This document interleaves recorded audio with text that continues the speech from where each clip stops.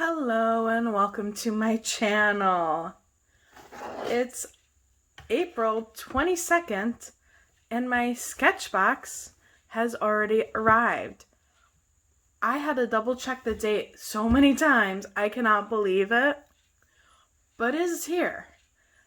I'm completely shocked. Normally I'm one of the last to get SketchBox, so I don't know if all of them came early or something weird happened and mine came early.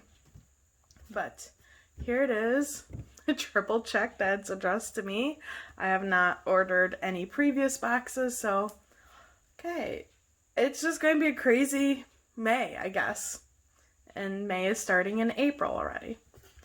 But I do really like this sketch on the front. I think this is from the box that I never finished my video for, that is on my to be finished backlog. So let's open it up and see. I say it's the 22nd, but the video is going to be published on the 23rd just because with work I only have time for unboxing. Okay, let's see what's inside. Okay, they actually got cards in, which is awesome. And here is the artwork, which I happen to love, and please excuse my dog. She probably sees a squirrel or something. But that is awesome artwork. And here is the artist. And all the contact info for the artist. This is going to be interesting. Ooh, I like. We got round paper. Okay, not entirely sure how to get to the paper right now. Oh, here, open. Oh, I think it's sealed around like a block. But they have, focus. Yes, it will. Little line here on the side that's open. So you know once you get the top page off. Okay, let's see. We got some Liquitex Acrylic Gouache. I've never seen one of these really little bottles yet. That's really cool. I know, you can see all the gouache in there right now. Here's the gouache sticker. That's awesome. And we have, is it Wedge brush? Not entirely sure what Wedge is, so I'll be looking that up. Let's see, we have Mytosis blue. That's interesting. But it's a Holbein artist gouache.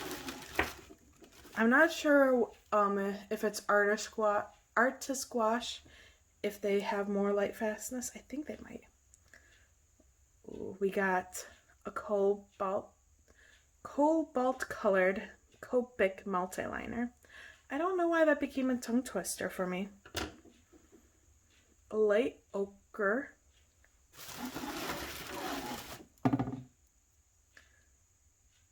Peony. Or it's this violet something. I think that's just another language.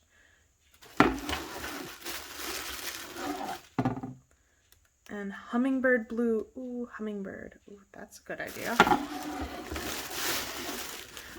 And that is it in this box. Okay. Yeah, so this is all this stuff from the box. I'm just going to say this is going to be a very interesting box, and I'm really excited, and I already know what I'm going to make.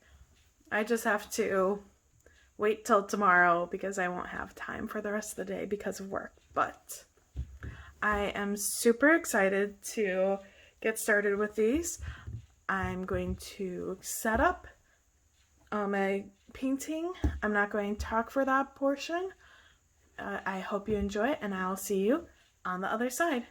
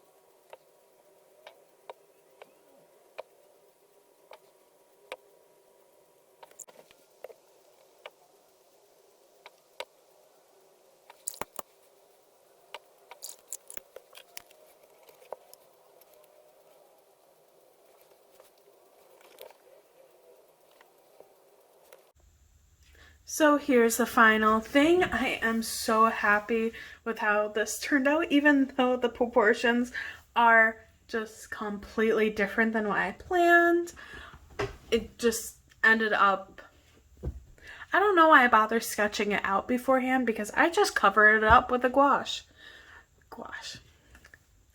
Yeah, but I absolutely had so much fun with this box. I mean, this box was entertaining even when I wasn't working on it, because I've heard other artists on YouTube both call it gouache or gouache, and I think both are fun to say. So we were walking the dog, my boyfriend and me, and I was talking about how much fun I was having with the gouache, and he responds saying gouache, and we just went back and forth with each.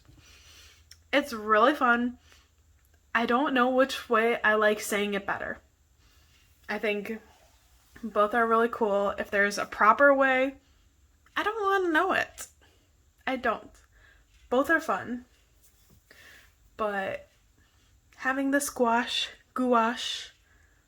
all the funness of this box, I absolutely loved it. I loved being able to make this little hummingbird.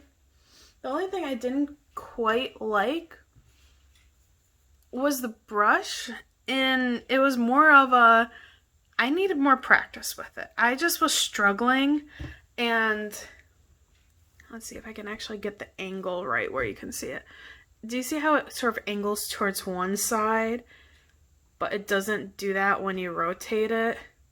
It just has that one side. So what ended up happening was, not realizing it, I would hold it the wrong way and just ended up making a mess. But that's not a brush issue, that's a Brooke issue. So I'm not blaming the box on that. And it is just, for me personally, I ended up not using this multiliner a lot. It just ended up not working out that way. I think I almost needed a black one to finish the eye. So that's a little bit annoying. But I really did try my best using the point of the brush to get all those details of the feathers and layered it, and it was intentional to get it like more muddied in the middle, because on hummingbirds you can't see every single individual feather, so I was trying to make it muddier. I definitely enjoyed having the circle paper. I thought that was really awesome, and it just added something so different. I mean, I end up doing so many square pieces. I like square better than rectangle sometimes, majority of the time. Unless I have something planned that needs a rectangle, if I'm just doodling, I just cut a bunch of squares for myself. Or almost squares, where they're rectangles but close to being squares. Anyway, so I thought it was really fun having a circle. I ended up making, when I was painting it, the hummingbird, a little bit too fat. So that's where the proportions got a little bit more cartoony than I was originally planning, but I think it ended up so cute, and I am so excited for this box. I don't know what else to say. I mean, look at my palette. Just the amount of colors I ended up mixing from these. I honestly saw ochre and I said yuck, because I think of ochre as being more of this gross brown color, whereas this one, once you added a little bit of yellow, it turned into this beautiful yellow. Added white and turned out into this beautiful yellow. So I really loved that. Having two different blues was really nice, just because this was getting that very periwinkle type color where it's very light and just has this hint of purple. It's a lot of white based. And then having this just so concentrated that could get super dark.